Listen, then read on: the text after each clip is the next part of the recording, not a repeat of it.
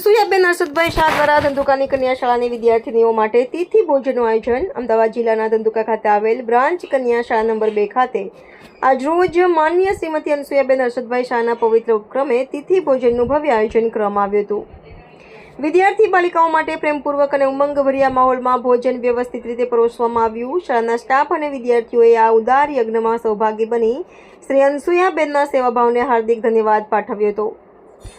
શાળાના શિક્ષક વૃંદે જણાવ્યું હતું કે આવા સેવા યજ્ઞો દ્વારા બાળકોમાં સમાજ અને સન્માનની ભાવના વિકસે છે અને ભવિષ્યમાં પણ આવા સેવા કાર્ય તરફ તેઓને પ્રેરણા મળે છે। સમગ્ર કાર્યક્રમ શ્રદ્ધાભાવપૂર્વક અને શિસ્તપૂર્ણ રીતે સંપન્ન થયો। Reporter C.K. બારડ।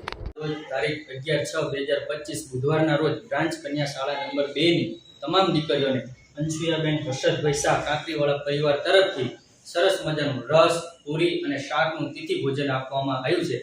તો આ તકે શાળા પરિવાર અનસુયાબેન હર્ષદભાઈ શાહના પરિવારનો ખૂબ ખૂબ આભાર વ્યક્ત કરે છે અને ભવિષ્યમાં પણ આવું સરસ મજાનું કાર્ય કરતા રહે તેવી શુભેચ્છાઓ સાથે તેમના પરિવારનું સંપૂર્ણ સ્વાસ્થ્ય સારું રહે તેવી શુભેચ્છાઓ પાઠવે છે। ખૂબ ખૂબ આભાર।